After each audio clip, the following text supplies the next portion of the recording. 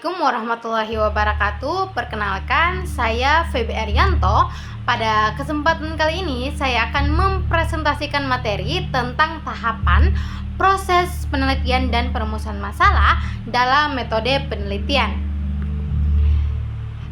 Jadi, tahap pertama dalam proses penelitian adalah mengidentifikasi masalah. Setelah masalah ditemukan, penelitian membuat hipotesis dan melakukan studi literatur, mengidentifikasi variabel, membuat definisi operasional, menyusun desain penelitian, hingga melakukan analisis data dan menulis laporan hasil penelitian. Semua tahapan ini tuh penting agar penelitian dapat berjalan secara sistematis dan menghasilkan data yang akurat. Selanjutnya,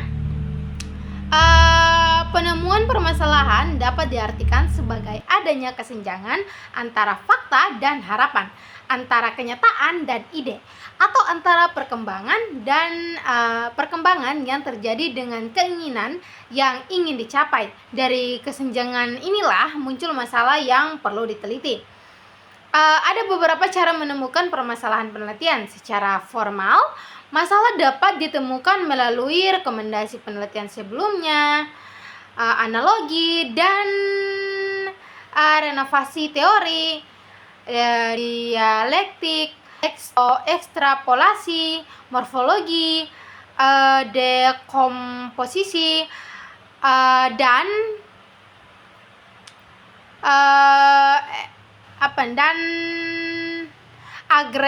agregasi.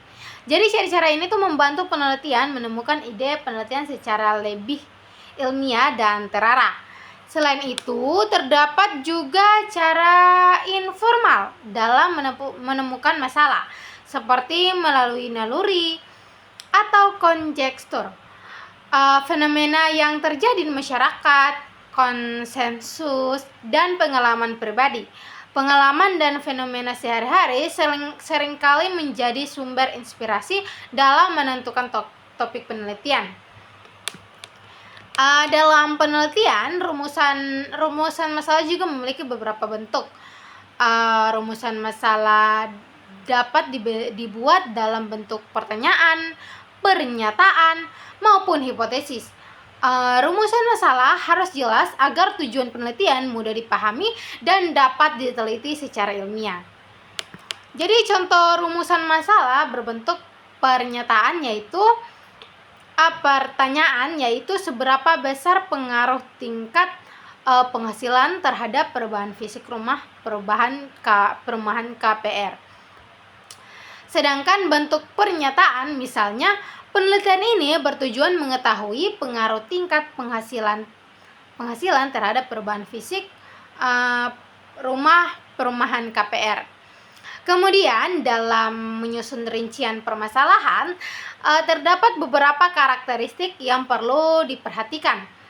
Permasalahan harus dapat diteliti dan berkaitan dengan interpretasi data, terintegrasi menjadi satu kesatuan, fokus pada hal penting, dan realistis untuk diselesaikan.